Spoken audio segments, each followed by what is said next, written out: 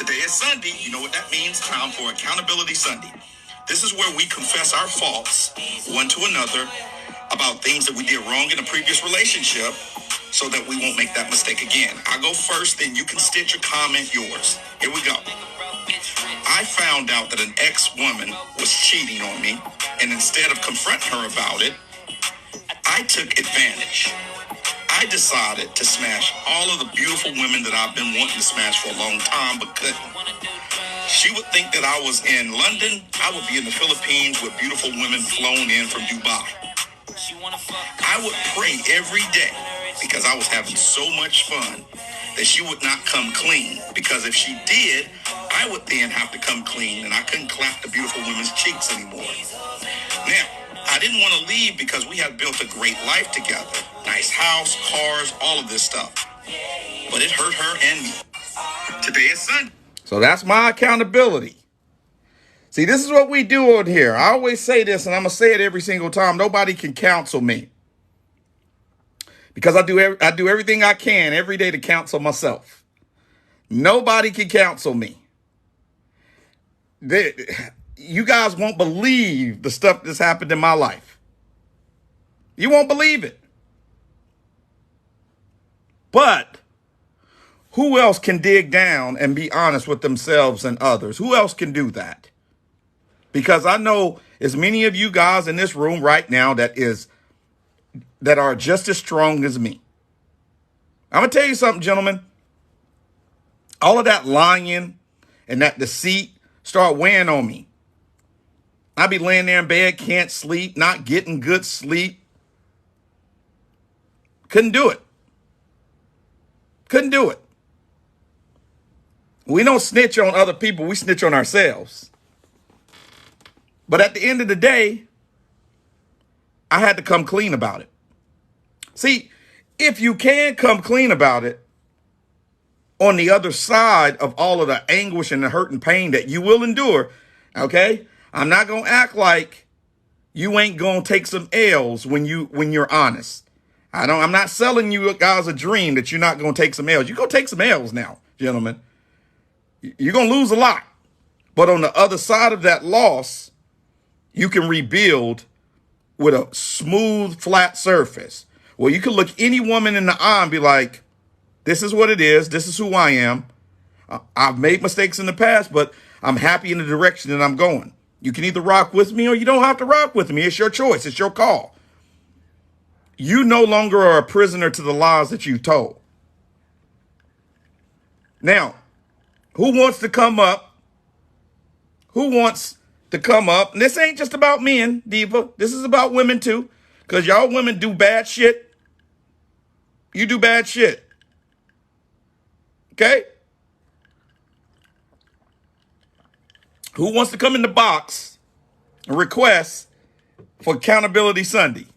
What brave soul do I got that wants to come up first and stand beside me? Who wants to do it? We got somebody. Okay, that's what we talking about, guys. Hey, good brother. Hey, good brother. How you doing?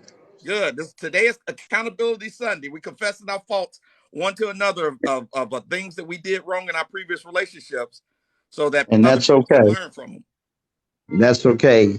And again, I have to make accountability for me and what I did. And I'm going to say this, and some women may get upset about it, but my accountability was not paying attention, not giving her the love and the compassion of understanding when I was so busy working. And again, I'm going to say this. When she cheated, she had all right to cheat it because I had lost interest. I began to focus on my career and not on her. And that showed me that I can never do that again, because I have to be strong enough to admit, and a lot of men don't want to admit it, is that I took the relationship for granted because all I thought about was being successful and left her on the wayside. No attention whatsoever. And granted, she went with my best friend. I'm not angry at neither one of them.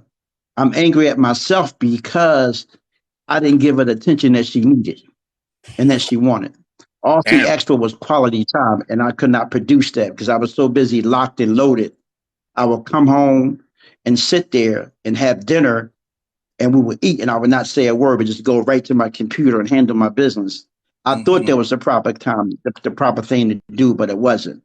If I can turn the clock back, I know for a fact I would never do that again Mm. because I was in the wrong. And I'm glad that she went and, and messed with somebody else because I wasn't giving her the attention. It wasn't about the money, it was the attention that I was not giving her, the romance or anything. Mm. Now I realized that I had to go to therapy and find out why I was doing that because I got complacent, stopped Mm-hmm. going out, stopped treating her the way that she wanted to be treated. Mm-hmm. And she said it in 1,000 times. You're Mm-hmm. not focusing on us being happy. Mm-hmm. And sometimes you have to allow a woman to say, I'm going into my career, I'm going to conventions. And sometimes she didn't want to go to conventions. Right. Sometimes she wanted to go on vacations, but I'm taking her to conventions. And sometimes that may not be her forte. But I Right. assumed that it was, and I was wrong. But Right. then when she went to my best friend, I'm not mad at neither one of them. This Right. gave me something to look at and say, hey, listen, man, a lot of men don't want to take accountability for their faults. First, they Right. want to holler, oh, she did me dirty. No, she didn't do me dirty. She went to go find something to make her happy because I was not making her happy. Wow. And I can own That's up to that, that, man. you You know know? what, bro? You know what? That is some literally some grown ass man shit. Somebody said it in the comments. This right here, guys. This this is what being a man is all about. You take your L, you learn from your L, or being a woman, and you move on with life. This is what we need to rebuild dating. This is what we need to rebuild marriages, rebuild families, and rebuild life. Because what so often happens, and thanks, Albert, I appreciate you being first, man. I appreciate you. What often happens is something happens. It's a disastrous situation. We quickly put it behind us, move on to another situation, never apologize, never admit all of the things that we did wrong, and just try to say, okay, we're going to suppress that because that was an L. I don't want to take this L because if I have to tell the truth about everything that I did, it's going to make me look crazy. Well, of course it's going to make you look crazy because what you was doing was crazy. And then, as Fabulous one says, we repeat the cycle all over again. Our life just goes in a big ass loop. Big ass loop. What's going on, Just Nene? How you doing? Hi. Hair day. You know what it is. Your hair looks lovely. You know what it is, Just Nene. It's Accountability Sunday. This is a tough one. Um, when the gentleman was speaking before, I kind of have something to piggyback off of that. Okay. My last relationship, I have a tendency to not speak up when I'm hurt, not speak up when I want things because I just want everything to go smoothly. Mm, And I always would throw hints out, but I was never really like direct with what I wanted because I was mm, afraid that it would cause friction. Like, mm, do you have to really take this next, job? Do you really have to take it? Do you have to go out of town? Like, you don't really need to do that. We haven't been out in so and so long time. mm, It would be nice to spend some quality time with you without mm, having to watch you work first. Like mm. that was a big thing for me, but I would be quiet about it because I was just like, he's working. At least men don't, there's some men that don't want to work. So let me Right. just not say shit.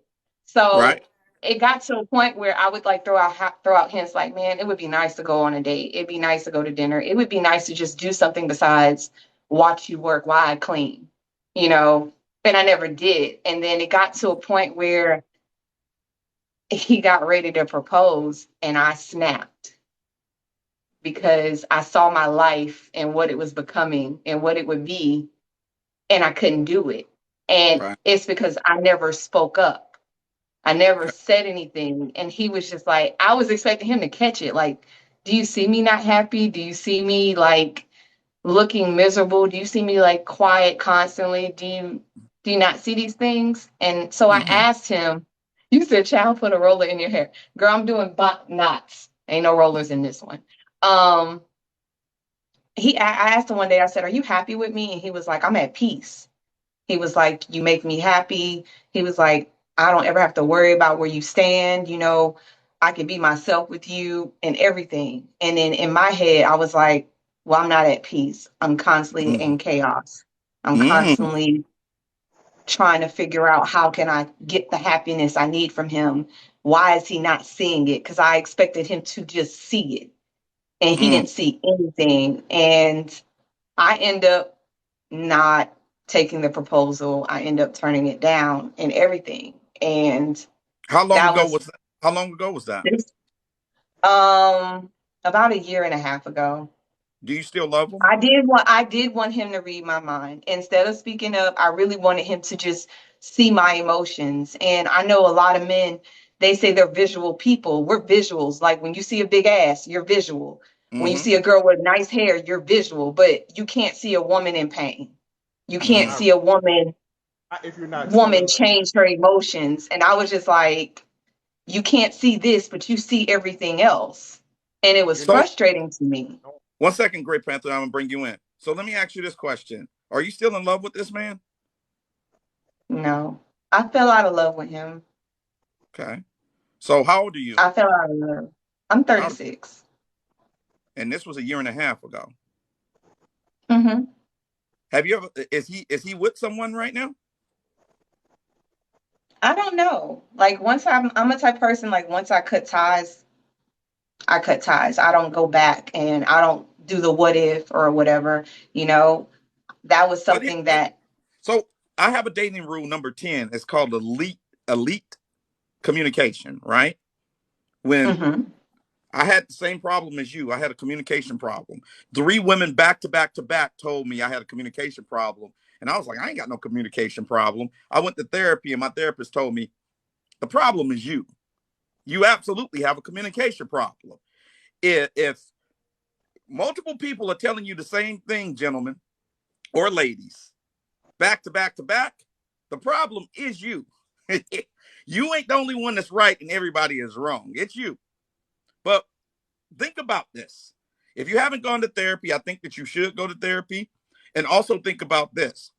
Think about, for closure's sake, having a couple therapy sessions maybe with him and being able to express this to him. I went to therapy for myself after because I always try to do that after ending a relationship to figure out, where I made mistakes and things like that. And me not being vocal stems from my childhood of always being, quiet about my emotions and never being able to like fully express myself as a child and why I'm hurt, why Mm, this, why that. And speaking up mm. for what I want. Because, when you grow up in a Black household in them early 80s and 90s, that You wasn't cannot, something you did. they You don't don't do that. understand. You can't use the phone. You can't open the refrigerator. You can't ask for anything in the store. You dare not. So it carried over into my relationship. So when I was hurt or I wanted something or I was in pain, I would shut down completely and have Right, like that whole conversation in my head, but never have it vocally to the person that I was with. right. And so, yeah, I do think if I actually, maybe talk to him about those things, maybe things would change, but there were other characteristics of him that he felt like he was the man. He had that attitude that he was just doing everything right no matter what. Mm. So he had his other flaws besides that, but that was the part I played, Well, I just not appreciate speaking up. you. Listen, you the first woman that then came up. That was strict accountability. I can tell that you are a great woman and that you've been to therapy, because a lot of women Thank cannot do you. what you just did. They do not have the skill set. And with that attitude and that gorgeous smile, you're gonna find the man that you want and need. Thank you, love. I appreciate you. I appreciate it. Have a All good right, day. come back anytime. My man, Great Panther. What's up? What's your name, brother? What's up, bro? Omari. Nice to meet you. Yeah, I'm poly, so I have a couple of relationships I'm in right now. Okay. A lot of people see my relationships and be like, "Oh, we want that," but they don't understand how we got to the point we are right now. Right. It's two imperfect people coming together and trying to make it work.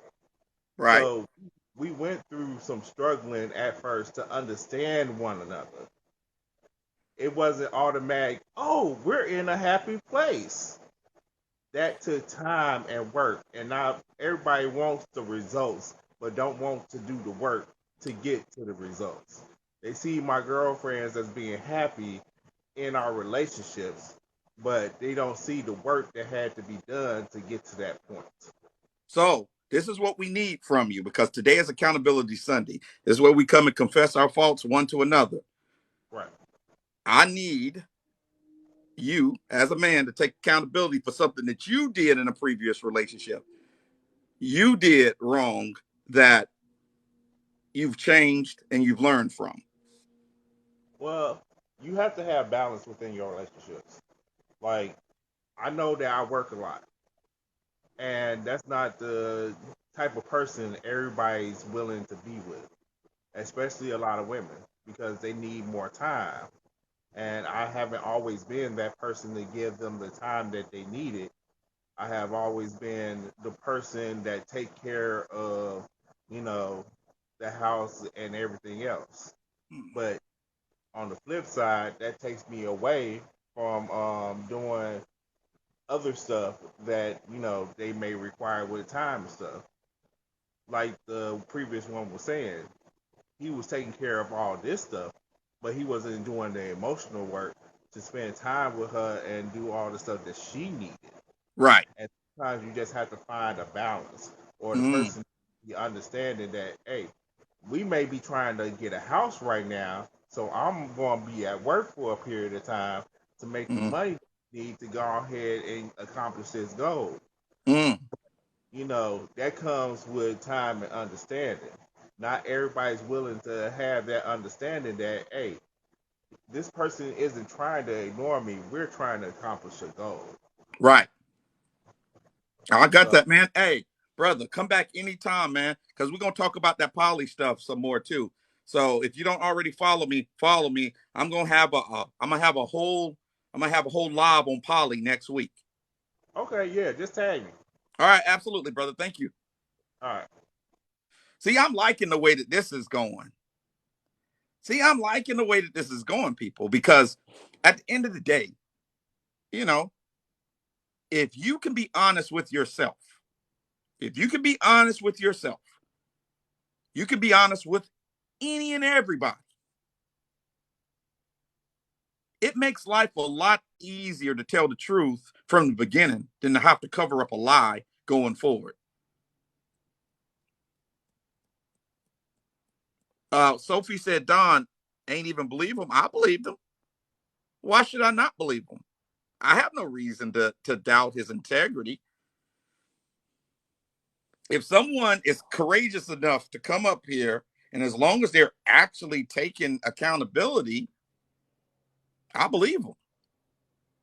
He didn't blame it on somebody else. He said, hey, I didn't give her enough time. I made that mistake too. I thought just because I was providing a nice house and cars and money and bags and shoes, that was equivalent to time. That's not equivalent to time. I didn't know how to balance my work life. I didn't have a work-life balance. I worked damn near all the time. Now, I am going to invite Curvaceous Tamika up because we want to talk a little bit more about what happened with her dude. I'm going to invite Amber up too because I want her to be with me. Come on up, Tamika. Okay. Oh my God. Good afternoon. Good afternoon. Okay. You ready to do this? Yes. Because I think that your story can help a lot of people in here. I think Hey, Okay. hey, baby, I'm at work and there's a lot of background noise. I know you're gonna yell at me, so. No, I ain't gonna yell at you. Just come in later then. Go ahead and All work. right. So yeah, I'll be in the comments though. But hi, Curvaceous. Hi, darling. Yeah, there was a lot we wanted to talk about. So, Yes. Good so afternoon, Queen. Yes. Yes. no matter of fact, I'm gonna follow you. Follow me back because we definitely need to talk, baby. Okay. Okay. I got All you. right. Okay. All right. All right. So Tamika, we got to talk about Okay. it. We got to talk about Okay. it because I Okay. followed you. You followed me back. I kind of took a look Yes. at your page and I saw an interesting video on your page. Okay. Okay. And that video was you showing off a tattoo. Yes, Do you want to talk about that? that's him. Yeah. Cause So, I just love really hard, and I've been without, and without, I guess, a man so long, and I felt like I prayed for like a good man to come into my life, and all that. So it was just like when I love, I just go. so here's the thing though. So this man, you met him on TikTok. He's in Yes, he's in prison. How much more yes. time? How much more time does he have though? Less than 5 years. Less than 5 years. And how Mhm. old are you? How old are you right now? I'm 44. So he'll be out when you're about 48. Yes. And how old is he? Oh, same age. All right, so both of y'all will be about 48. Yes. Now, here is the question though. Here's the question. You said that you found out that he had a best friend who was a female. Is that right? Yes. Okay. Now, how did you find that out though?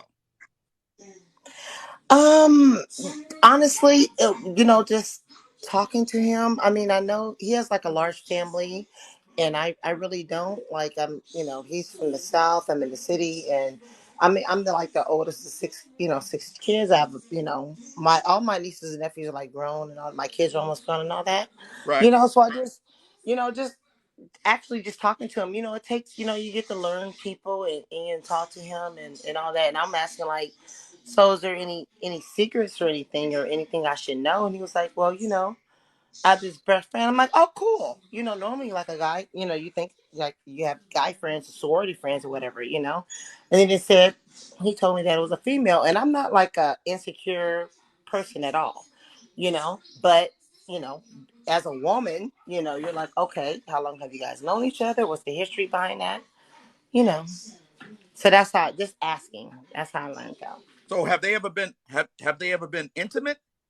No, So why were you so broken up about it? because he told me like months after, we already started being together. I just felt like it was like you know, he wasn't being truthful. I felt like I should have known that, at least in the first 30 days. You're if they've never been intimate, and this is why I say, and I'm glad Angel is in here. Angel, this is what I say to you about those female and male friends, those Mm-hmm. platonic friends Mm-hmm. outside of relationships. This is the problem. Here's the problem.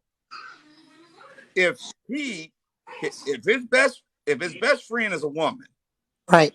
you guys been together for months. He's never told you about the best friend, but he says that they've never been intimate. Does she provide for his needs inside of prison? Does she put money on his books and stuff?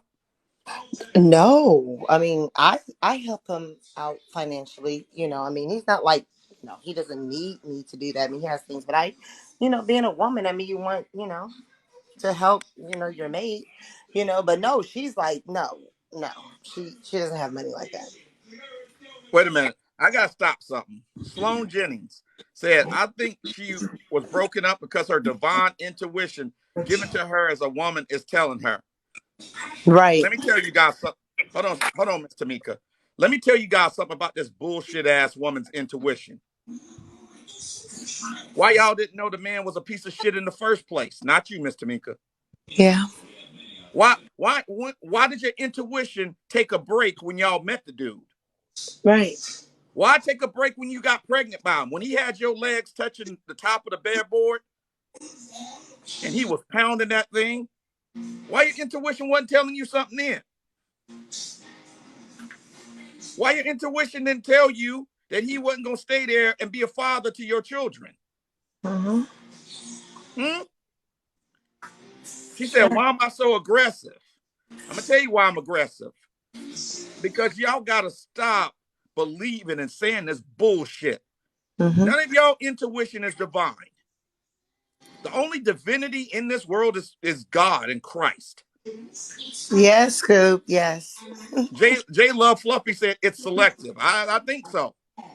You guys see a tall man with a lot of muscles, a nice chest to waist ratio, and that little vagina down there start twinging, and that's all y'all can think about. So your intuition goes right out the goddamn door. Right. So stop with this now. This the divine intuition. You know, divine intuition. Get out of here with this. Oh my God, you If have to make me laugh. if black women had divine intuition, 8 out of 10 babies wouldn't be out of wedlock. There's nothing divine about 8 out of 10 babies in our community being out of wedlock. Right. That's straight devilish. It is. That is straight devilish. That's nothing divine about that. There is nothing divine about where we are as a community right now. Right. She said, wow, you sound kind of toxic. I sound kind of honest. Yeah, you are honest. And that's This is why not I follow you. this is Absolutely. not a place where we pander to men or women. This is a place where we tell the absolute truth and we let things fall where they're made so that we can get better. Right. Period. Ain't no goddamn divine intuition come from God. Either you make good decisions or you make bad decisions. We're When you human. meet a person and you're asking them about their past, about where they're going in the future, what they want to do, you know the questions that you should be asking. Right. And if you ask the questions and they give you an honest answer and it screams this is going to be a problem and you continue anyway, and the next thing you know, he got you bent over the couch or you grabbing the pillows and the sheets while you hitting that thing from behind. Right. Oh my God. I'm not meaning to laugh, but oh my God, it's how It ain't nothing divine about that. You was just horny. You were divinely horny. Right. And he gave you some divine back shots. Now you you got fabulous. Oh my God. now you got a divine pregnancy without a divine husband. Right. Now that's not funny. That's terrible. Goodness. So let's stop with the foolishness. Let's stop with the bullshit. We got to be honest, guys, because that's the only way that we're going to make this thing better is by being honest. And Absolutely. we are not. Absolutely. This is accountability Sunday. We take accountability. Mm-hmm. All right, back to you, Tamika. Yes. Okay, so you guys were 4 months, 5 months in when he told you his best friend was a woman, right? Yes. Yes. And you've never known him outside of prison. You met him on TikTok, right? Yes. Okay. So the question that I have is this. Why, when you are a lovely woman, choose a man inside of prison? Oh my God. Let me not cry. Jesus. Okay. Well, I'm a reserved, shy female, Okay. and I don't put myself out there. Like, people look at me in the natural and be like, oh gosh, she got it all together. She's gorgeous and all that. But I really don't, I have my insecurities, of just not being able to like communicate, effectively in the relationship department, Okay.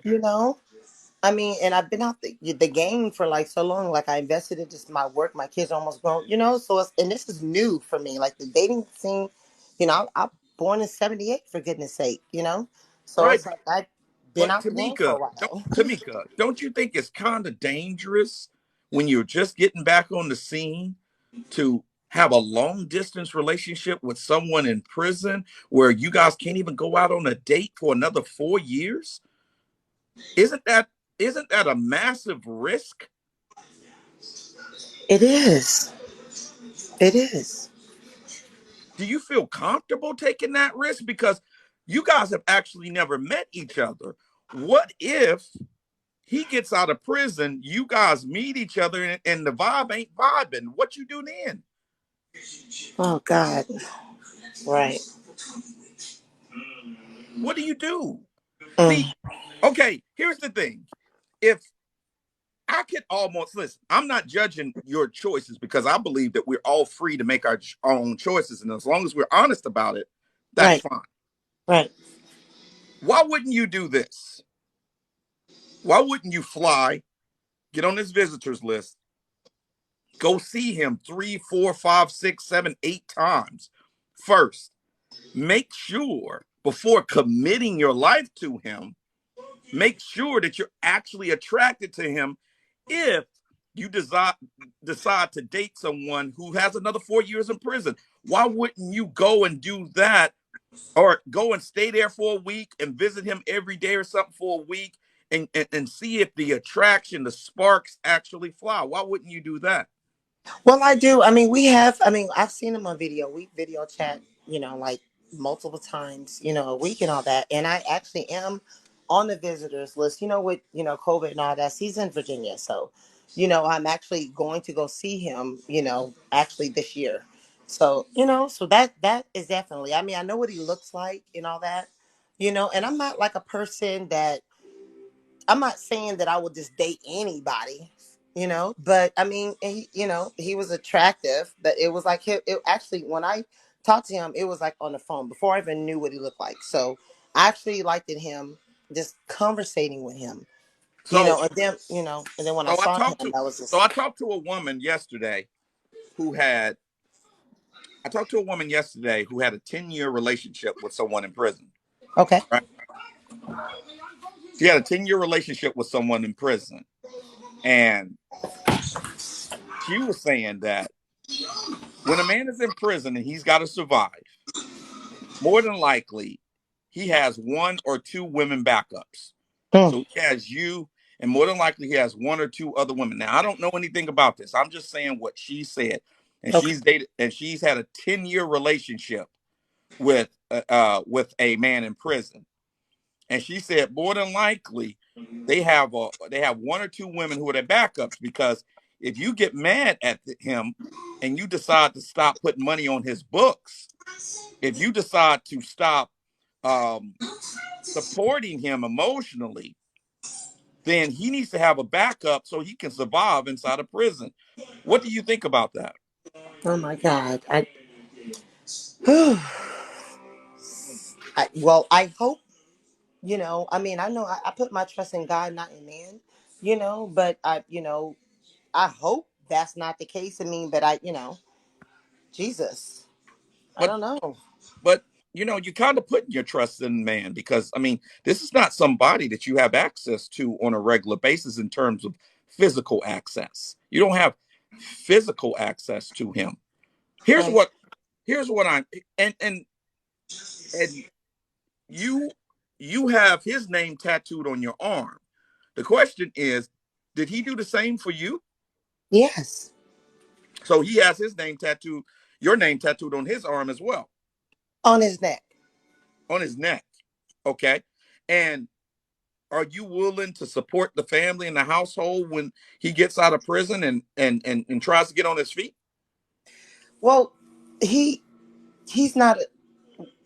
I don't like to put his business out there. Well, I'm already doing it. Jesus. I mean, he doesn't need my money. You know what I mean? The Okay, things that I give okay, him, fair, it's like, yeah, fair enough. But you do put money on his books and help support him while he's there in prison, right? of course. Okay. So where he is, do they have conjugal visits there? Um. Oh, What's I don't know. depending on the state? I don't know how Yeah, many. I don't know. I don't. Would you be willing to marry him in prison? No. Why not? Well, I've never been married before, and no, I don't want to marry in prison. No. But I don't understand it. If and I'm trying to legitimately understand. If you like this man, if you care about this man, you made the commitment of tattooing this man's name on your arm, and he's tattooed your name on his neck. If you guys made that type of commitment and never met each other face to face in person, why would you be shy about actually marrying this man? Okay. Well, now that you said it like that, I mean, I wouldn't. I totally would marry him. Would I want to marry in prison? No, but I mean, if we figure this out with this, you know, best friend thing, and I'm feeling comfortable, in our relationship, of course I would. You know what I mean? Like, God, I'm just feeling uncomfortable right now. You I know. got you. Got you. You feeling uncomfortable with this best friend because you feel like this best friend is competition and you don't want any competition for his love and affection. Absolutely not. Okay. So we have a conversation about this. Me and Angel have had multiple conversations, and she's another creator who's amazing. And I said, men and women should not be friends if they're in relationships with people. That you shouldn't have female or male friends of the opposite sex, unless they're gay. Right. Unless they're gay, because ultimately men usually want to clap their friends' cheeks. Usually. I mean, this is just how it is. Men are attracted to women because they are attracted to them. All right. Okay. So here's a situation where he has um he has a friend of the opposite sex, and you feel very uncomfortable with said friend of the opposite sex, and he is locked behind bars. He can't even go and hang out and have wings and a drink with this friend or go to this friend's birthday party. That's a lot. Right. Now, how do you let's say we can fast forward the clock, right? Okay. Boom. Those gates open, he gets out of prison. Those gates open, he gets out of prison. What happens next? Well, then we just, we live our life. The only reason, and he Whoa, whoa, can whoa, whoa, have. whoa, whoa. Whoa, whoa, whoa, stop. Okay. See, that's the thing right there about many people. They will say something and they'll roll right past it. You said we'll live our life, but I don't think that you are thinking about the logistics to living your life. Are you going to move to him or he going to move to you? Because he No, might he's not be gonna able to move to leave the me. state when he gets out. Yeah, he wants to move. He wants to move up here. But what if he can't leave the state? Well, he's not going to be when he finishes his sentence. Whatever, he's not going to be on like probation or anything like that. So he can move. Okay, he won't have any restrictions. No. Okay. And I want to just say that he can. I'm not saying that he can't have female friends. The only reason I was uncomfortable with the female friend is because I learned later. I had to ask. I had to inquire. I mean, she's like, how females are. I mean, they go on your page. You look at, I mean, at Facebook, Twitter, all that. She's on my thing. She's liking my thing. So I'm like, who is this? You're sending me friend requests. So that's the only reason I inquired. He's like, oh, that's my best friend. It's like, what? Hmm. So he can have friends. I don't care how many females he have. I'm Does he saying, have? why did I Does have he to have? find out? Does he have? Why didn't you just tell me? Does he have minor children? No, he has one son. And he's in his 20s. And he doesn't want to have any more children, No. right? Okay. Well, I'm gonna say this. I wish you all the best of luck, and I'm gonna go to the next person. But I believe I appreciate you sharing your story. I You're think it welcome. shed some light on this whole man woman platonic friendship thing. I'm not a fan of it. I got a saying: if I ain't clapping your cheeks, we can't speak. If I'm not clapping the cheeks of a woman, she cannot be my friend. And the Right. reason why she cannot be my friend is because women friends have the same needs as girlfriends. Absolutely. They have the same damn needs. If I ain't clapping your cheeks, we can't speak. I'm not coming over to your house helping you move, helping you put your TV up, helping you kill a spider, helping you to catch a rat. I ain't doing none of that if I ain't clapping your cheeks. I ain't Right. talking to you about the date you just got stood up on. I ain't talking to you about how stressed out you are at your job, about that bitch Renee at your job that you don't like. I ain't talking to you about none of that damn shit Right. unless I'm clapping your cheeks, because that is payment for listening to y'all foolishness, Right. clapping your cheeks. Right. There's no balance in my relationship, in our friendship, because I don't need you to hear that stuff from me Right. Right. as a man. We don't got no balance there. So if I ain't clapping your cheeks, we don't speak. Yes. We ain't friends. I'll stop women really quickly. They introduce me in a setting and be like, oh, this is Don. He's my friend. Whoa, whoa, whoa, whoa. We're not friends. We know each other. We're associates. We've done some business together. I will clap the hell out of your cheeks. So don't be telling these people that I'm your friend. Right. Because I'm not your friend.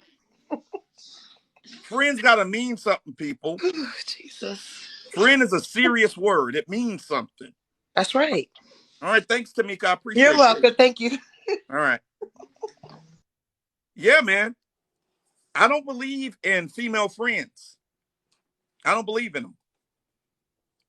Female friends need exactly the same attention as a boyfriend would give you. They want to come over your house late at night and have long conversations about how their date went. They want to call you on the phone and they want you to be an emotional support system for you, a shoulder to cry on. I ain't got a shoulder to cry on for you to cry on. I got a penis you can cry on, though. I do not have a shoulder for you to cry on. I got a penis for you to cry on, not a shoulder. I go all in for my friends. If my friends need my help, I'm there for them. If my friends need my help, I'm there for them. And let me tell you ladies something about all these men that you guys believe that are your friends. If you call them and say, I'm sitting here in some sexy lingerie, having a glass of wine, I want you to come over.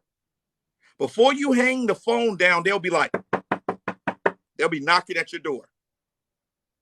They all want to hit, which makes them not your friends. That puts you in denial. You lying to yourself, them lying to you, them lying to themselves. What are you doing? What are you doing? You sending them pictures, ladies, of when you going out because you want them to give you a compliment about how beautiful your hair looks, your makeup, or your dress. They're not friends. They're not your friends. They're waiting for you to have an emotional slip up so they can clap your cheeks. That's what they're waiting on. And you guys know this, Lola. You guys know this. Yet you persist in your ignorance. You persistent about your ignorance.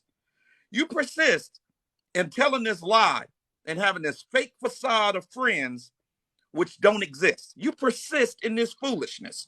And then you wonder why your heart and your mind isn't open to find the type of guy that you want because it's cluttered with all of these bullshit ass men.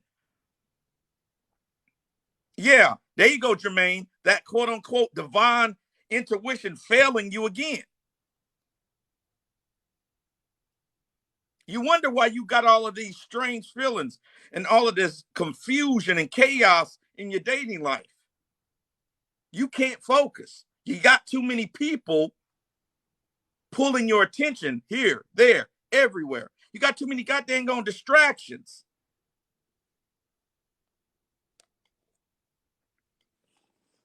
Listen, ladies, heterosexual men want to clap your cheeks, whether you think that they're your friend or not. They will absolutely destroy you if they can. That's why they're around. You can test this theory if you don't believe me. Like I said, take a picture yourself in some tasteful lingerie, send it to all your male friends, and say, I'm feeling a bit horny. Can you come over? You ain't going to get no no's for most of them. 90% of them, 95% of them is going to be like, yep, I'm on my way.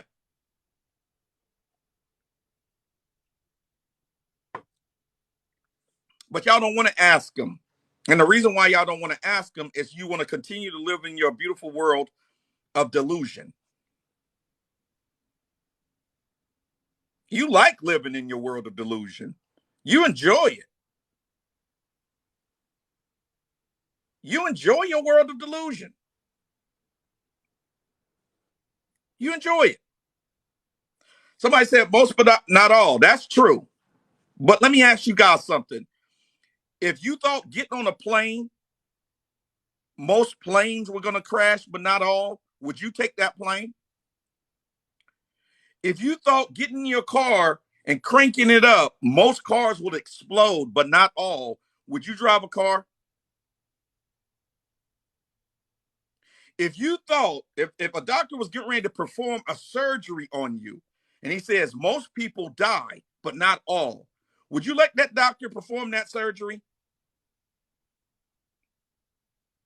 Would you do that?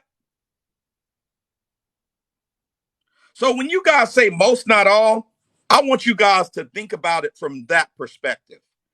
You're talking about a majority. So we're talking about probabilities, not possibilities.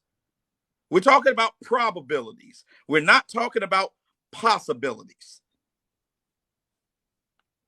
Sloan Jennings said, hence being selective in who you call friend. Sloan, you know there ain't no goddamn on selection. Most women will take the attention anywhere they can get it. Sloan said, you sound angry. Who hurt you? Sloan, you must be new here. Are you a rookie here, Sloan? Is Sloan a rookie here, guys? She don't know. She don't know about that statement, who hurt you. She must be a rookie. Sloan, are you a rookie? Let me look at you real quick.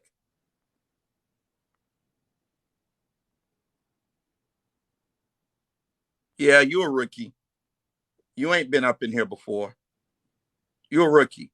Yeah, you're a rookie, Sloan. We don't use that terminology here. So don't use it anymore on this live. And you know why we don't use who hurt you? Is for a simple reason, Sloan. If you've been dating, you look like you're about 45, 50. If you've been dating for 45, 50 years, Sloan, and you've never found anyone to love so much that losing them hurt you, that losing them destroyed you, that losing them you couldn't eat, you couldn't sleep, you couldn't think right.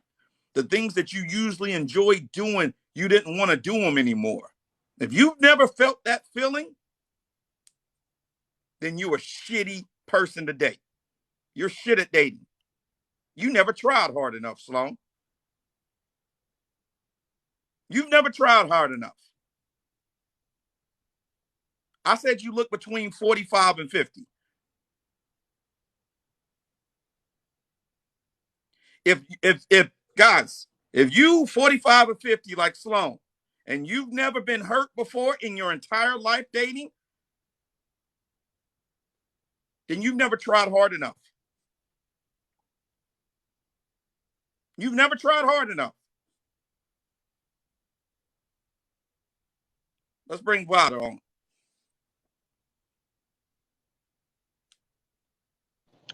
Vada, Hey, what's happening? how are you? I'm well. Today is Accountability Sunday. You know what you got to do, my love. Go ahead, run it. So, I think where we are confused first, if a man comes to you wanting to date you first and you friend zone him, trust me, he's there waiting for his chance to pounce. But if you've built genuine friendships with people, I'm not saying that they would not take you up on that offer, but they would respect your boundary and not try to offer. Like, I wouldn't ask you for money, but if you was like, Vada, you want $100? I'm like, hell yeah, here's the cash app. Mm-hmm.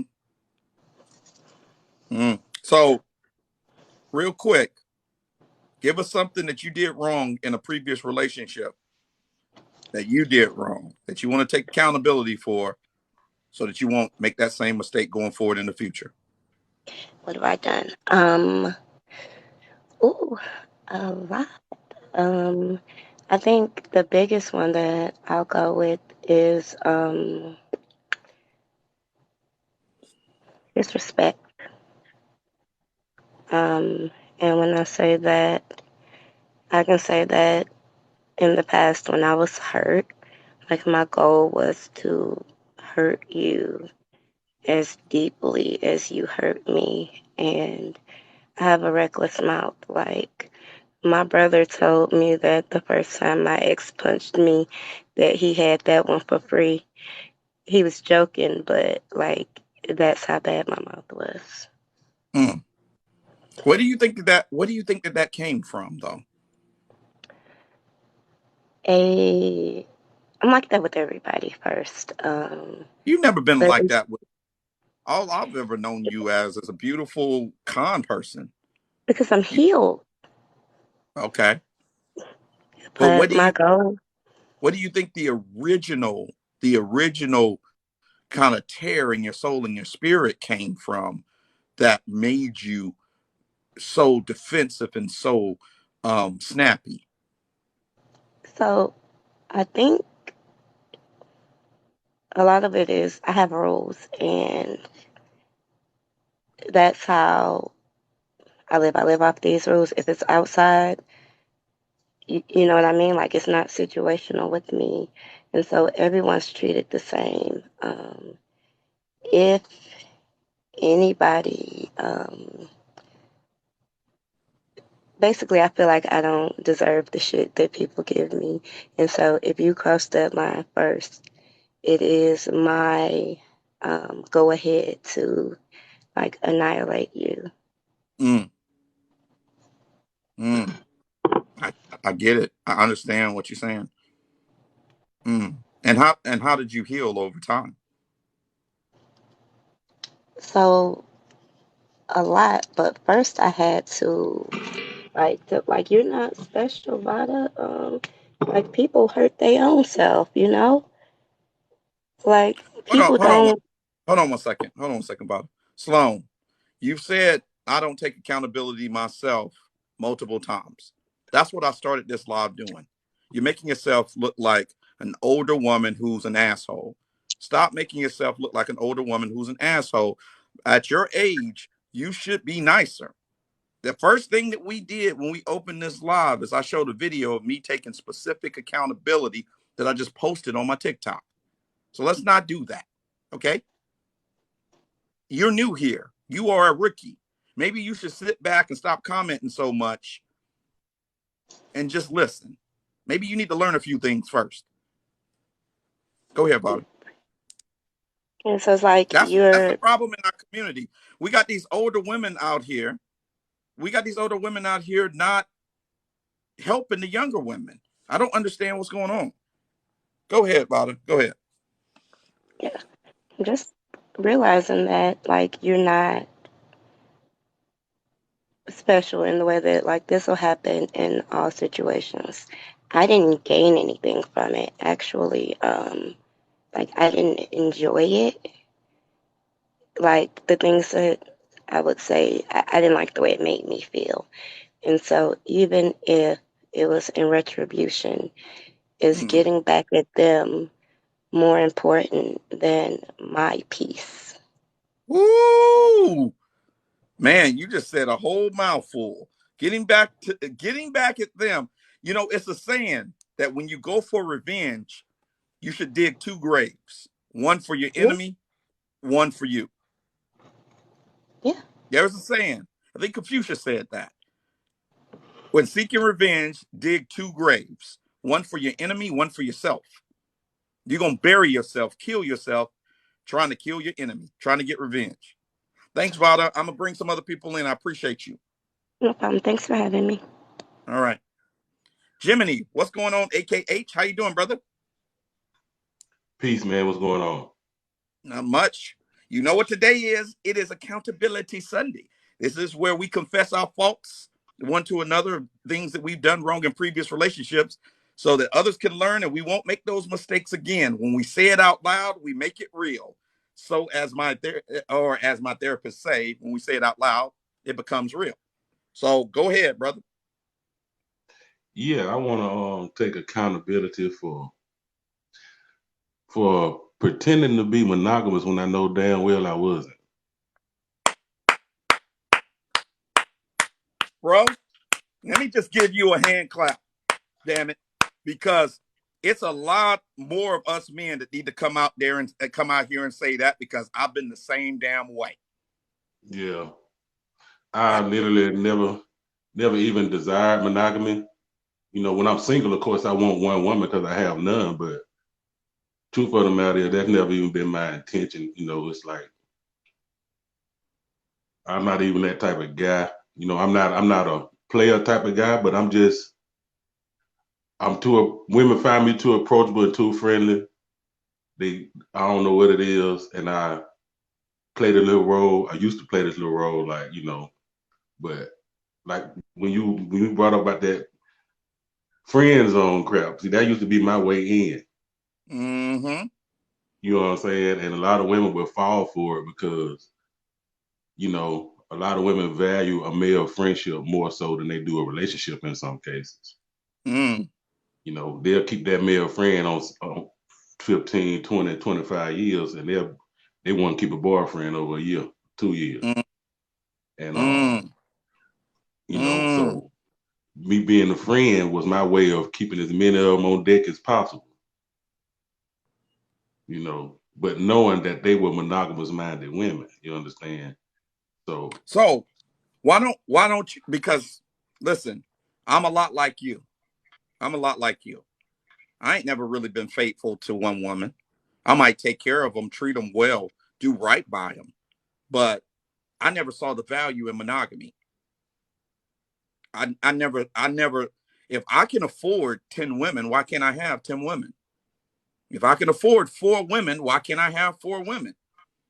I am a Christian. In the Bible, I can go and find dozens of instances where they had multiple wives and concubines, yeah.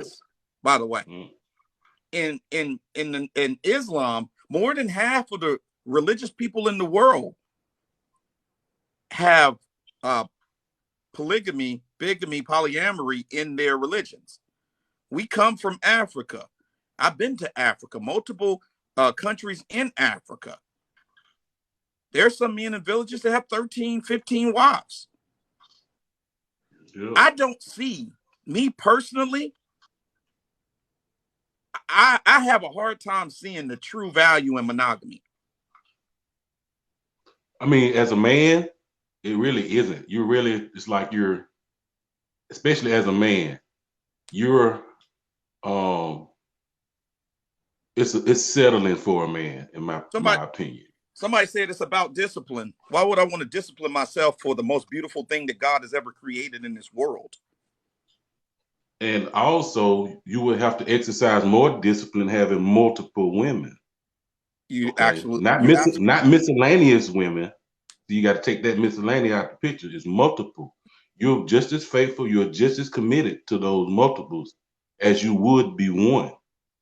But having one woman is like being married to the police, man, because she always worried about you and other women because she knows you're going against your nature. She's not going against her nature. A woman gets a man that she's content and satisfied with, she really thinks of no other man until he does something, you know what I'm saying, or she gets some outside influence. But women are naturally monogamous. So let me women don't want to change partners. Let me ask you a question, because I think you brave as hell saying this. And this is a platform for men like you or women who want to be honest. What if you found a woman who was also polyamorous? Maybe she is bisexual. She likes women and she likes men. And she had all of the other features that you wanted in a partner. And she wanted to be able to marry you, but she wanted to have a girlfriend. And I mean, she wanted to have a girlfriend and you could have your girlfriends. Would that type of relationship work for you? No, it wouldn't work for me because this is something else I have to give accountability for. I'm selfish. I don't want her having that kind of fun without me around. Okay. And no, I want traditional polygyny. One man, multiple women. Okay. And I want those women to be heterosexual. Just like you brought up the biblical marriages. Okay. You understand? Okay. Where the women help each other out for as, you know, with their wifely duties and helping each other with the children and things of that nature. Right. But sexually, that man is the only man that they're in of them are with. Okay. Well, somebody said that's delusional. That's not delusional at all, ladies. Well, I've been all over the world. You know that more than half of the world lives that way. There are not enough men on the face of the earth to satisfy all women, to be with all women. There are not enough. There are more women than men. Men die in wars. We die earlier. We work ourselves to death. We have heart attacks, strokes. There is not enough men for women. Okay? His personal preference is his personal preference. It's no different than you wanting one man, ladies, but you don't want to satisfy all of his needs. I don't suck no dick. And you want him to be faithful and loyal to you and monogamous. Oh, you can't put it in there. And you want him to be faithful to you, loyal to you, and monogamous. You better get the damn hell out of here. My mom been married to my dad for 44 years. And my mom said, I don't know what's wrong with these silly ass girls that think that they're going to get a man who's been getting all different types of sex from all different types of women when he wanted it and how he wanted it. And you're going to get in a relationship and all of a sudden you're going to be like, oh no, I don't do it from the back door. Or, oh no, I don't do the Gawk Gawk 3000 with the 2-hand twist. I don't do that. Or, oh no, you can't have it every day. You don't need to be in a marriage or a committed relationship because you don't have the power or the ability to satisfy that man's needs. And my mom has been monogamous with my dad for 44 years. So you got no right to ask any man to be monogamous with you and you can't satisfy his needs. Exactly. And these women, they're not in the dark. They know their men naturally are not monogamous. That's why they go through so much effort to investigate him and to police him and to do so many things to kind of make sure that other women are not around, because they know that women are attracted to men who are attractive to women. Right. Like you can be the same guy. If she never sees you with any women, she never sees any women wanting you or doting on you, even though she may like you, she'll sit back. You know what I'm saying? Listen, but when she sees you she see you with a different woman every time she see you, or things like it intrigues them. It's natural for women to be attracted to men who have other women, or who at least have the potential to get other women. That's what she wants to know. Yeah. Do you at least have the potential to get someone on my level? I always say, when you have a beautiful woman on your arm, it attracts other beautiful women. It just does. It just does. Because the reason why women, you guys should control the world. You never will, though. And the reason why you won't is because you're too competitive with each other, while at the same time saying you don't compete with any other woman. Yeah. You say, I don't compete with no woman, while being competitive with women. Hey, so Jiminy, so what are you doing actively? And then I'm gonna move on to GJ Frequency and then To Be Loved. What are you doing actively to find the type of marriage and relationship that you need? Well, I just make it obvious, blunt, painfully obvious and blunt, as frank as possible. I raise these issues prior to even dating a woman. So, don't even try to go out with me and waste my time or your time if you don't like the way I'm talking or the subject matter that I speak on. Right. Right. I get that. I find myself having to travel outside of my area a little bit more to meet these women, which it doesn't matter to me, because it brings a new flavor. But I just take more stock of myself and build myself up more to be in a position for that. I own acreage. I'm trying to put a couple more houses on my land. That's dope.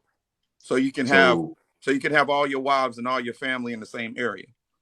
Yeah, man. Like I'm a barber. I've been barbering for about 25 years, and I got a lot of international customers, and especially my African clients. They tell me, you should have a compound. In my country we have compounds, and all the wives live on the compound with their husbands and their extended families, and that's how they do it.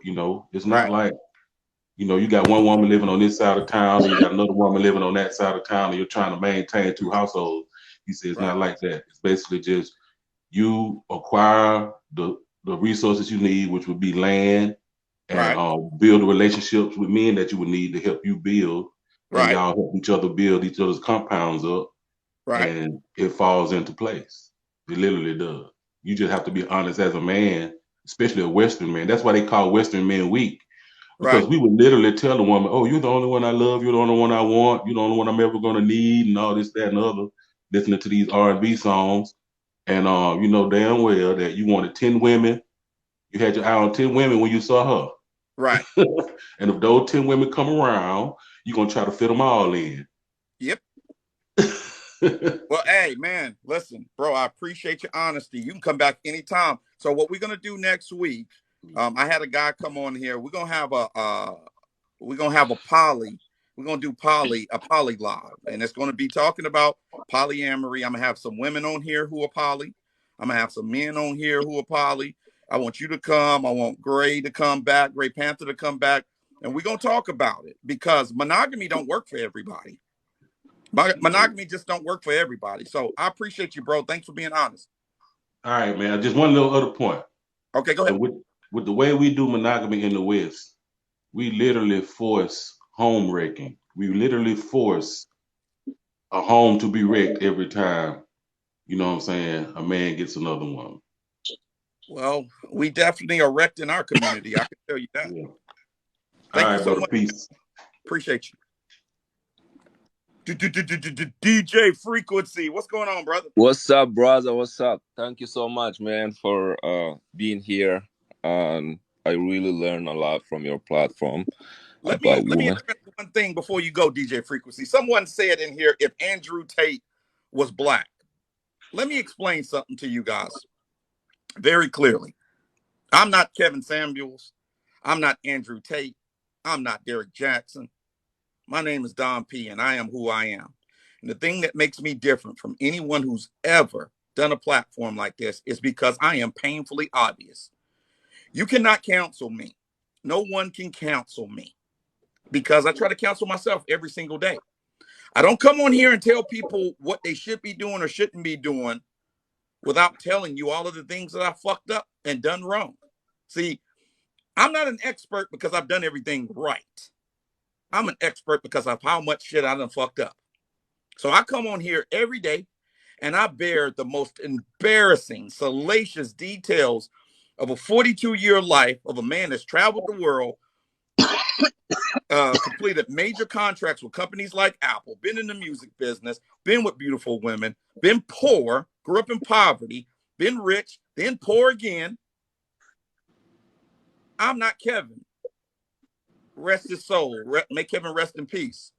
I'm not Andrew Tate. I actually believe in women. I think that women are the most impressive thing that God has ever created. But I believe that there's a lot of lying going on to women and men. So my platform is about, guess what? Telling the truth. Now, if you don't want to come over here and tell the truth, you don't got to. You keep living the way you're living. But here, that's why I have Accountability Sundays, because I'm going to tell the truth. And I started out with my accountability, and then I'll move on to everybody else. So just know that and take that to people. I'm not Kevin Samuels. I'm not Andrew Tate. And I'm sure as hell ain't Derek Jackson, Simpius Maximus. I'm not him. I don't pander to men. I don't pander to women. I shoot it straight down the line. Go ahead, DJ Frequency, brother. Go ahead. Yeah, so brother, I just I come up here because I think you mentioned the polygamy issue. Yep. And I grew up, like a little bit background about me. I grew up in Africa in the middle of polygamy issue, or just, I don't call that issue even, but like all my uncles, my father, you know, they have more than one woman and they live together in one house, and they were able to make it. I never saw any issue. Of course there's issues, but you know, as kids we not being aware of maybe. But the thing is, one thing to correct, polygamy from religion is not the way how people think, like, oh, you just go ahead and marry, you know, 2, 3, 4 women. No. There's condition to that. you know, and religiously God tell us if you have to do that, it's about kids. It's not about like you first criteria you need to target. You need to target widows because they don't have a man first, you know, and they have kids. Okay, you got to be a stepfather there. That's why God tell us, you know, 2, 3, 4, if you like, you know, if you can afford it, if you can afford kids, you know, and that's the limit. If you like, as long as you were able to provide for kids, that's fine. So that's my point. And we in Africa, we still misunderstand that and misuse that, and you know, we jump from monogamy relationship to polygamy, and that we think that is going to be the same, but we were surprised that there's a lot of divorce rate come out from that, because right now in this like in our generation, women turn from tradition to become a modern woman, and she have different needs. She need to go to work. She need to do like she need her space, her stuff. So that's my point. So and thank you, DJ Frequency. I'll bring you back next week when we talk about the poly, when we have the poly show. And that's one of the things that I want to say to modern women and traditional women, modern women. If you guys want to go and do your career, if you want to go and do your career, if you want to go and travel the world, if you want to go and I don't know, do whatever the hell you want to do, live your best life, that is okay. See, I'm not here to bash you guys for doing that, right? But don't get older. Don't get in your 40s and 50s and start looking around for someone to be there for you at the end of your life. Don't do that. Don't think that you can spend your 20s and your 30s in your whole phase traveling the world with your friends, with your girls, and then you're going to get 40 and 50 and then get a man that makes all of this money and that wants to be monogamous with you. That is not being honest with oneself. What's up, To Be Loved? Hey, how are you today, Don? I'm well. Somebody asked what ENM is. ENM is ethical non-monogamy. If you're in a poly relationship, most people are what's called ENM. They're ethical non-monogamous, which means that they live together, they have a relationship together. The man might have a girlfriend and the woman might have a boyfriend or a girlfriend. They know about each other. They tell each other about each other. They meet each other. It's all up front. Everybody has each other's information. Everybody has each other's numbers. Everybody knows what's going on. You would say on a Friday night, hey babe, I'm going out with my girl tonight. Okay, love, I'm going out with my dude. Are you staying overnight? No, I'm coming back to the house. She's got to get up early in the morning. Me too. So I'll see you here later. Okay. That's ethical non-monogamy. Go ahead, To Be Loved. Go ahead. Okay. So I don't say I want to, I have took accountability for some of the bad decisions I have made in my life when it comes to relationships or overall just being a good person to people. When it comes to relationships, because I think that's primarily what we're talking about between, you know, monogamous and having multiple partners. My relationship with my kid's father, I was with him for 12 years. And the ending of that relationship and him passing away gave me a whole outlook on how I need to change my behavior as far as, you know, being with one person and being faithful to that one person. So why is that? Why is that? Huh? Why is that? Why is that? Well, because when we broke up, we was together 12 years. When we broke up, I found out he had AIDS. Right. So that was a whole shock wave for me. I got to go to the doctor. I've been with this man for 12 years. Like I had like a whole my whole mind was just scrambled. So I can only imagine what you was going through. Yeah. And Are even that, are even, you know, you HIV positive? No, I wasn't. I'm negative.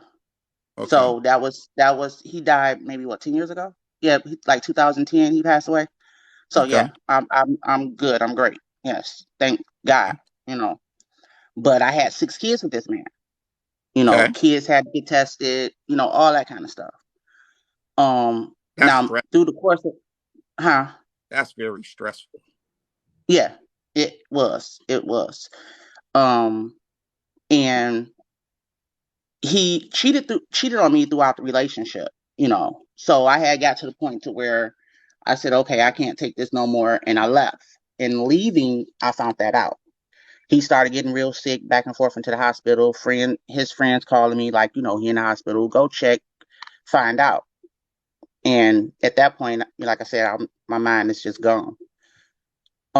So at that point, I had to reevaluate my life and figure out, like, having sex with multiple people and, you know, doing all this kind of things and not being honest with other men and things of that nature. Mm-hmm. That wasn't okay. It wasn't okay. Because we have to think about, you know, the backside of that, which is you can catch diseases, you can get HIV, you can, you know, these type of things is like the cons to it, you know, sleeping with multiple people, you know, whether you're protected or not, you know. So I had to change my whole mind frame of thinking that, oh, having sex with different men and all that, I'm just doing what I want to do and I can do it because I'm single. No, you can't. And it's not okay. Okay. So where are you at? Where are you at with your dating life now? Are you trying to be with someone, or are you just like you're gonna live the rest of your life and just raise your kids? Where are you at? Oh no, I'm in a relationship. Been with him for 8 years. My kids are grown. So we've been together for 8 years, and I've only been with him, like completely him. Once we decided to be together, that's where we are. I don't have no reason to believe that he cheats on me. He's never given me a reason to believe that. So right now I'm just happy just where I am right now. But as far as like stepping out or being involved with other men because I think it's okay for me to do that, I would never do that ever. You know. Yeah, well, listen, here's the way that I see life. Everything that we do in life is an inherent risk. You've had 6 children. I'm sure at some point, eight children. Yeah, I had six with the guy that passed away. You got 8 children. You have 8 children. I'm sure at some point, having those 8 children, you had some scares. Right? Yeah. Everything that we do in this life carries an inherent risk. We teach children to do things that are risky and dangerous with care. We have to teach them to use scissors or knives. We have to teach them to drive. We have to teach them to do things that can be considered used machinery. We have to teach them to do things every single day that are dangerous, that comes with inherent risk, and we have to teach them to do those things carefully and safely. That's just a part of life. That's just how life goes. But I'm gonna say this: thank you for being a beautiful Black mother and raising 8 kids. You are a special woman. You are welcome and invited on this show anytime, because I think that you have a lot of information to give to other mothers. And I appreciate you coming on and being so frank and honest about a subject that can be so taboo. Oh yeah. I've learned to accept it. I've learned that once you accept your fails and accept what you're going through mentally, you accept it, you're able to speak about it. Like you said earlier, when you speak the truth, it's easier to handle and get over and deal with. And that is absolutely 100% the truth. Absolutely. For a long time, I didn't speak about it. For a long time, I didn't tell people about it. For a long time, I was embarrassed. All those type of things. But I came to terms that this is something that I had to deal with in my life to help me grow. So when it comes to me talking to people, yes, I do tell them that part of my life because that is something that I had to go through. I had to go through, the people that knew about it, assuming that I probably had it. Like, for instance, one of a neighborhood that I was living in, my daughter was outside, got into it with the girls up the street. I'm walking up the street to try to get my daughter, and one of the other girls a lady, not a girl, but a lady that knew I'm gonna say of me and my kid's father was screaming all out in the block, "Oh, that's why she got AIDS. Da da da da da. That's why she got AIDS." And I'm like, wow. But I had to deal with that type of stuff, and it was hard. I can say it was hard. People are ignorant, and they choose to be ignorant for multiple reasons. But you handled the shit right. Thank you, love. Yeah. I'm gonna get to another subject, but I appreciate you coming through, and I want you to come back through. Okay. Of course, always. Thank you. All right. So, guys, I saw somebody mention something in the comments, and I wanna bring this up. And thank you guys for everybody who participated in Accountability Subject Sunday. We're gonna go to another topic really quick for a little bit. And if you want to come in here and talk about this, we can, because I think that this is a big debate, and I think this ties into the polygamy debate as well as cheating, as well as monogamy. Soul ties. Soul ties. What is a soul tie? So I pulled up a definition as it relates to the Bible here. And it says, a soul tie is a mystical bond between two people. The phrase is used to describe love at first sight or an obsession that is so strong it feels like two souls are intertwined. The concept is also used to justify an ungodly relationship. I'm going to read it again. A soul tie is a mystical bond between two people. The phrase is used to describe love at first sight or an obsession that is so strong it feels like two souls are intertwined. The concept is also used to justify an ungodly relationship. How many people in here believe in soul ties? How many people, yes or no, in the comments? How many people believe in soul ties? Now, this is the definition based upon a biblical perspective.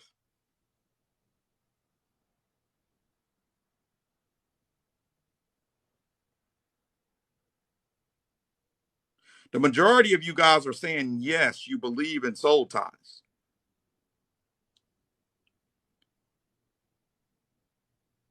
Now,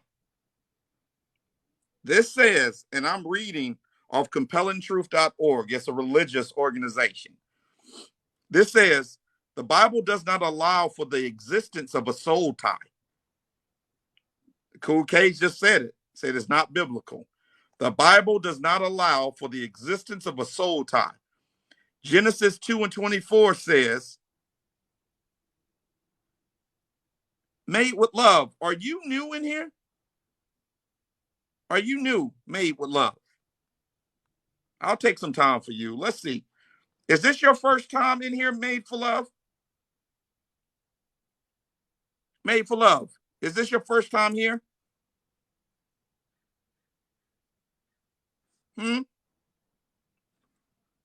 This your first time?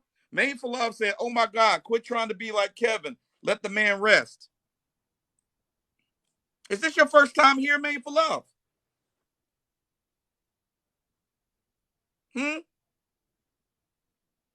Don't get quiet now. Speak up.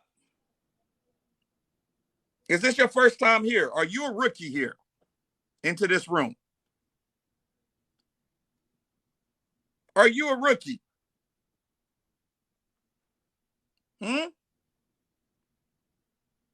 Like most cowards. Guys, most of the people that come and troll are cowards. Just know that. If you guys were running a live and someone trolls you, usually they're a coward. They're a coward. So let's continue. The Bible does not allow for the existence of a soul tie. Genesis 2:24 says that a married couple become one flesh, not one soul. Jesus said that there is no marriage in heaven, Matthew 22:30, which would not be the case if people were joined in their souls. What we think of a soul tie actually may have more to do with the sense of smell. The closer two people are, the more they get used to and develop an addiction to the hormones the other naturally emits. Dopamine, norepinephrine, serotonin, oxytocin, and vasopressin all combine to make us feel in love. God allowed this so that married couples develop even closer relationships. Now, I've always said this. This is the first time reading that. Yes, soul ties are scientific. When you get close to a man or a woman or somebody and you're intertwined with them, there are hormones that both people emit. You smell those hormones. These things make you cling to a person, fall in love with that person, want that person, need to be near to that person. It is not some spiritual, mystical bond. So the more time that you spend away from that person, the easier it is to break that tie.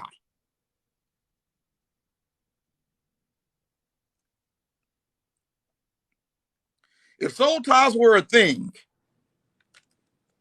let's say fine. Let's say soul ties are legitimate. Let's say that they're real. The question is, you guys tell me, yes or no, can you break a soul tie? Bree, can you break a soul tie? Yes or no? Everybody, put in the comments, can you break a soul tie? Yes or no?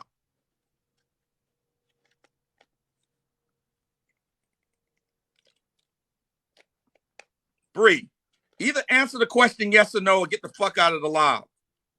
We don't do that. We answer yes or no. Yes or no, Bree? I'll give you another chance before we kick your silly ass out this live. Yes or no? Can you destroy a soul tie?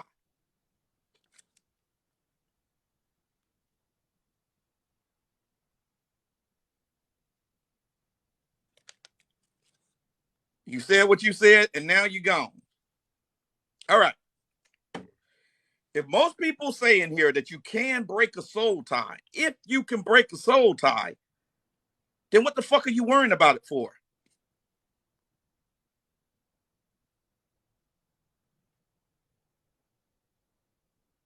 If you can break it, what the fuck are you worrying about it for? You guys spending all of this time worrying about something that you can fucking break.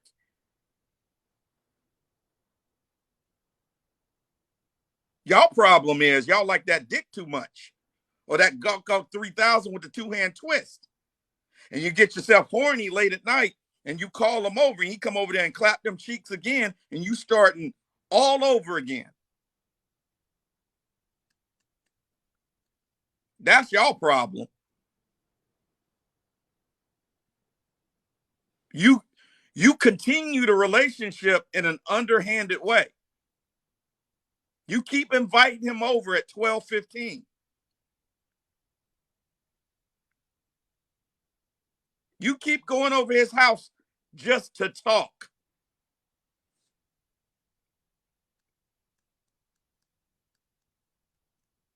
I don't believe the soul ties exist. I don't. And if you can break them, then they're not so serious. It's like saying, I have a car, I get into an accident, but I have insurance and I can fix it. It's not that serious.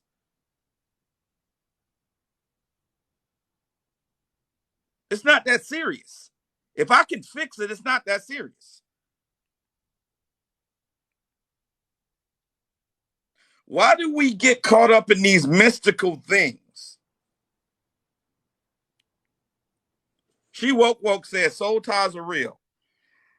what I'm saying, she woke is, well, you must have just came in, because according to the Bible, they are not real.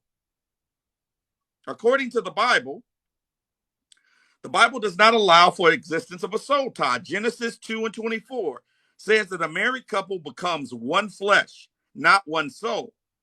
Jesus said that there is no marriage in heaven, Matthew 22:30, which would not be the case if people were joined in their souls. So she woke. Do you have any Bible scriptures that you can quote to contradict these scriptures? Genesis 2:24 and Matthew 22:30. If you have them, please put them in the chat.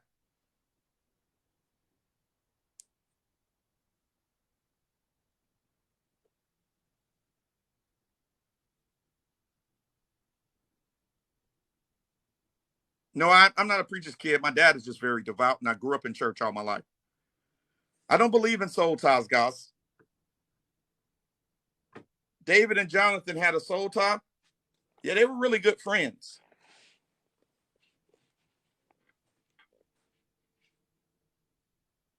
I don't believe in soul ties, and the reason I don't believe in soul ties is because if I can break them, it's not a big issue.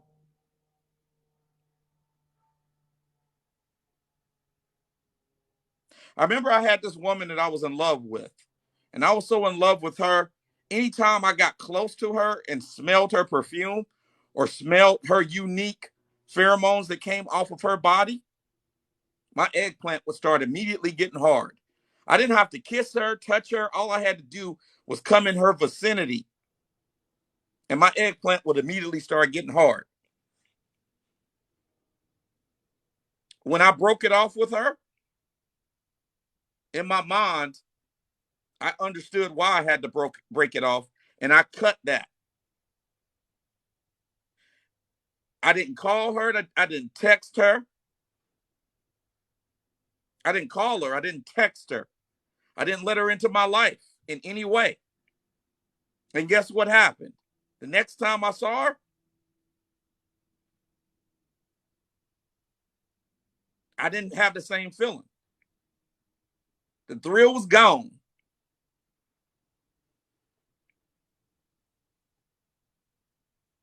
David and Jonathan had a soul tie. You guys think that David and Jonathan in the Bible were homosexuals? Do you think that David and Jonathan in the Bible were sleeping together?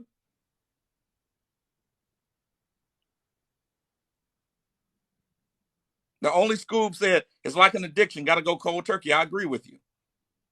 Do you guys think that David and Jonathan was homosexuals in the Bible?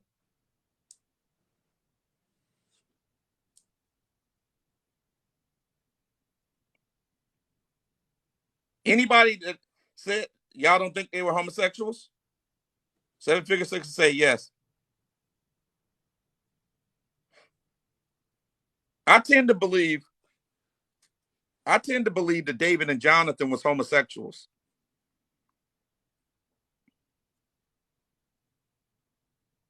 The Bible doesn't say this. Can't prove it. That's just my opinion.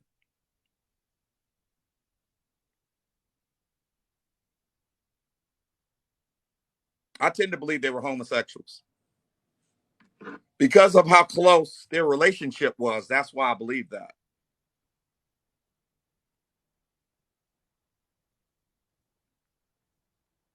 I'm going to pull it up.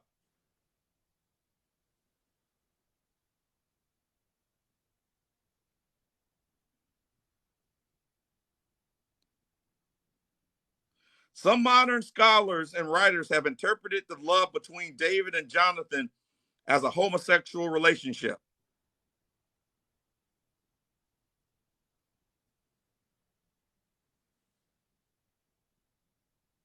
Scholars emphasize that upon meeting David, the narrator describes Jonathan as feeling something that can only be defined as love at first sight. It is clear that Jonathan's immediate attraction to David was caused by his beauty. David was said to be very beautiful. As we've noticed, the attraction of Jonathan to David begins almost immediately as Saul is delighted in his new companion. we are told when David had finished speaking to Saul, the soul of Jonathan was bound to the soul of David. The Bible says when David had finished speaking to Saul, the soul of Jonathan was bound to the soul of David. Now, how many people believe in soul ties? No, part of it was opinion. The Bible does say that when David finished speaking in front of Saul and Jonathan, that their souls were joined. How many people still believe in soul ties?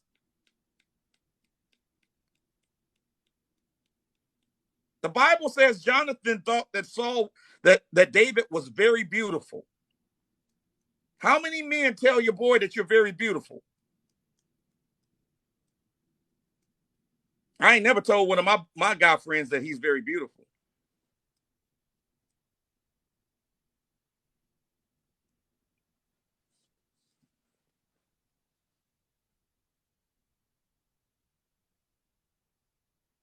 I don't think soul ties exist.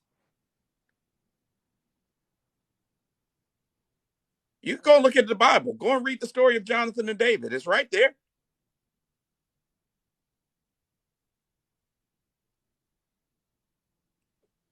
David's praise in 2 Samuel 1:26 for Jonathan's love for him over the love. Listen, guys. Guys, listen to this. In 2 Samuel 1:26, David's praise for Jonathan's love for him over the love of women is evidence for the same-sex attraction. Let's go read it. Let's read it. This is 2 Samuel. This is 2 Samuel 1:26. I grieve for you, Jonathan, my brother. You were very dear to me. Your love for me was wonderful, more wonderful than that of a woman. Let me read this to you guys again.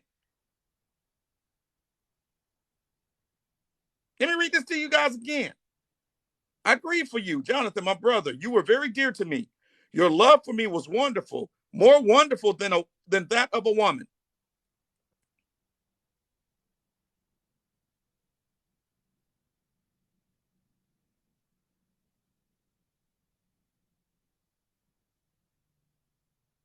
I think it was some clapping of the cheeks going on here. I'm just saying. I think somebody was getting their cheeks clapped.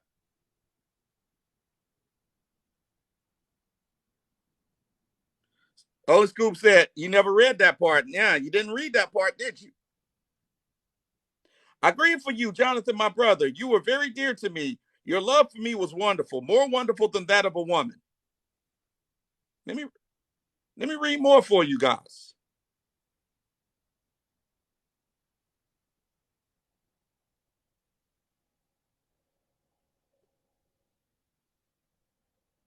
Let me go back.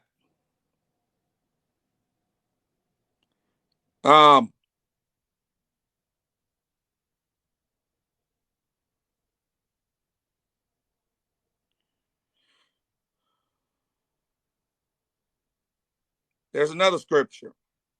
David's rights against John's laterally lending his. Okay, 1 Samuel 20 and 41. 1 Samuel 20 and 41. After the boy had gone, David got up from the south side of the stone and bowed before Jonathan 3 times with his face to the ground. Listen carefully, guys. Listen carefully, guys. After the boy had gone, David got up from the south side of the stone and bowed down before Jonathan 3 times with his face to the ground. Then they kissed each other and wept together. But David wept the most. How many men in here kiss their friends and cry with them?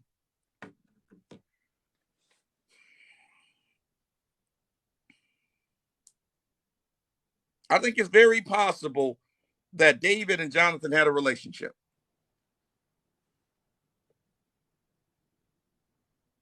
See, here's the thing. I'm gonna tell you guys a secret. I'm gonna tell you guys. I'm gonna tell you guys a secret about people. I'm gonna tell you guys a secret about Christians, and I've been a Christian, and I am a Christian. Let me tell you guys a secret about Christians. I'm gonna tell you guys a secret. Most Christians haven't read the whole Bible, y'all.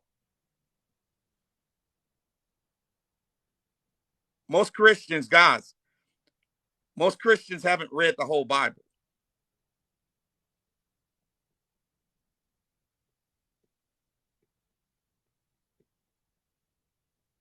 Most Christians haven't read their entire Bible. They read the scriptures that they are taught in church.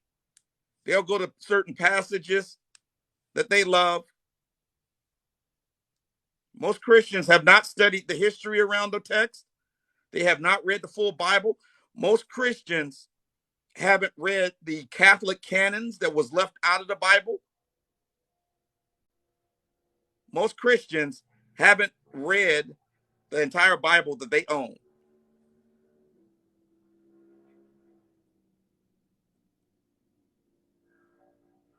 My dad has been a Christian for 52 years.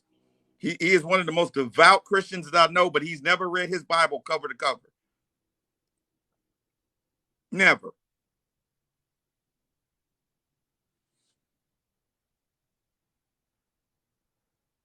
Never.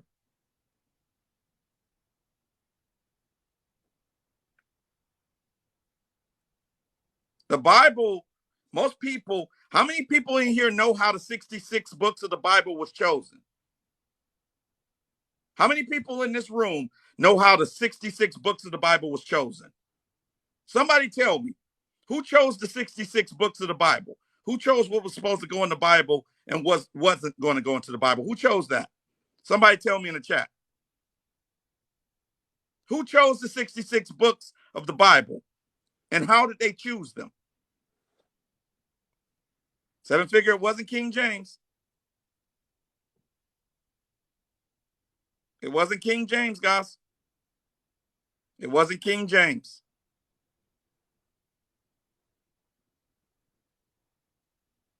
It was not King James, guys.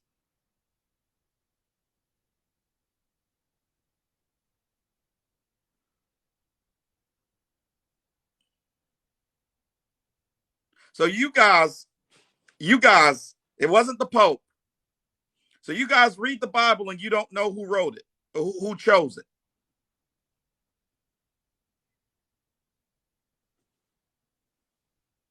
ITYOBY boy Q got it right. He got it right.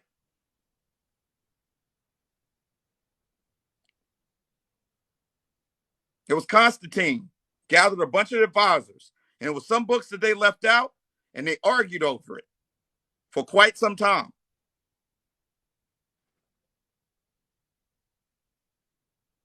Y'all better start looking into the history of what you guys believe. You call yourself a Christian and you don't even know who wrote the books of the Bible.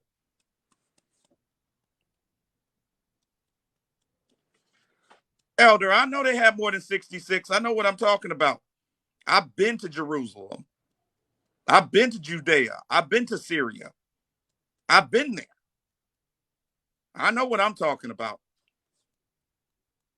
You guys better start researching what you guys say you believe in. Because clearly you guys are just taking things for what it is.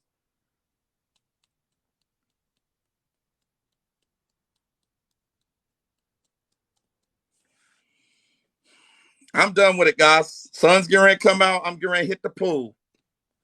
Thank you guys for being around.